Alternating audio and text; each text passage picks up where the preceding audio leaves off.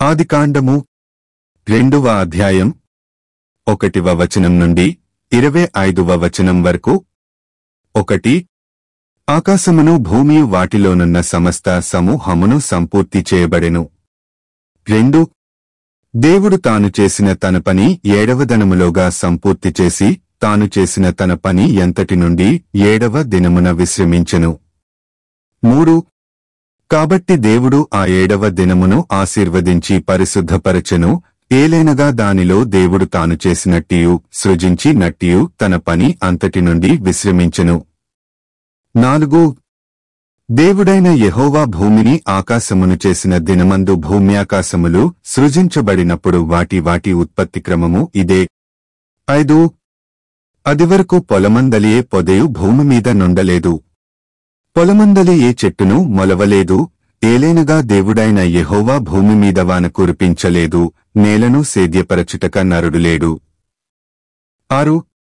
అయితే ఆవిరి భూమి నుండి లేచి నేల అంతటినీ తడిపెను.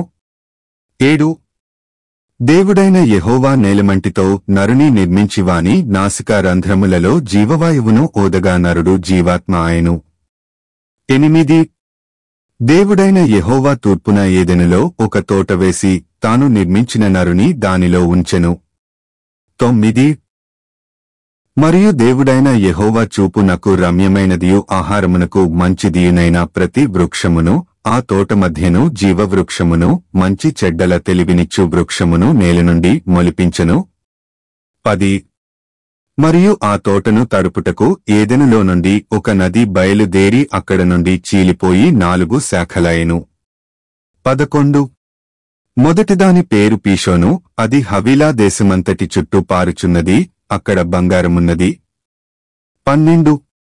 ఆ దేశపు బంగారము శ్రేష్టమైనది, అక్కడ బోళమును గోమేధికములను దొరుకును. 13. రెండవ నది పేరు గీహోను, అది కూషు దేశమంతటి చుట్టూ పారుచున్నది. 14. మూడవ నది పేరు హిద్దెకెలు, అది అష్షూరు తూర్పు వైపున పారుచున్నది. 4వ నది యూఫ్రటీసు. 15. మరియు దేవుడైన యెహోవా నరుని తీసుకొని ఏదెను తోటను సేద్యపరచుటకును దాని కాచుటకును దానిలో ఉంచెను. 16. మరియు దేవుడైన యెహోవాయి తోటలోనున్న ప్రతి వృక్ష ఫలములను నీవు నిరభ్యంతరముగా తినవచ్చును. 17. అయితే మంచి చెడ్డల తెలివినిచ్చు వృక్ష ఫలములను తినకూడదు, నీవు వాటిని తిను దినమున నిశ్చయముగా చచ్చెదవని నరుని కాజ్ఞాపించెను. 18. మరియు దేవుడైన యెహోవా నరుడు ఒంటరిగా నుండుట మంచిది కాదు, వానికి సాటియైన సహాయమును వాని కొరకు చేయుదుననుకొనెను. 19. దేవుడైన యెహోవా ప్రతి భూజంతువును ప్రతి ఆకాశపక్షిని నేల నుండి నిర్మించి ఆదాము వాటికి ఏ పేరు పెట్టునో చూచుటకు అతని యొద్దకు వాటిని రప్పించెను. జీవముగల ప్రతిదానికి ఆదాము ఏ పేరు పెట్టెనో ఆ పేరు దానికి కలిగెను. 20. అప్పుడు ఆదాము సమస్త పశువులకును ఆకాశ పక్షులకును సమస్త భూజంతువులకును పేరులు పెట్టెను. అయినను ఆదామునకు సాటియైన సహాయము అతనికి లేకపోయెను. 21.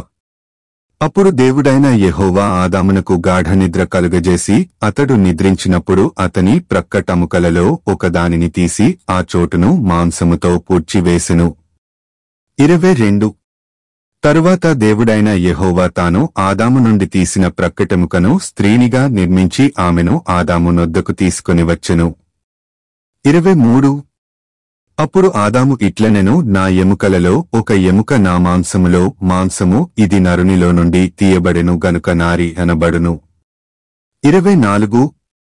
కాబట్టి పురుషుడు తన తండ్రిని తన తల్లిని విడిచి తన భార్యను హత్తుకొనును, వారు ఏక శరీరమయుందురు. 25. అప్పుడు ఆదామును అతని భార్యయు వారిద్దరూ దిగంబరులుగా నుండిరి, అయితే వారు సిగ్గు ఎరుగకయుండిరి. మీ సమయము మాకు ఇచ్చినందుకు నా హృదయ పూర్తిగా వందనాలు. 3వ అధ్యాయం కొరకు ఈ వీడియోని లైక్ చేసి షేర్ చేసి మా యూట్యూబ్ ఛానల్ని సబ్స్క్రైబ్ చేయండి.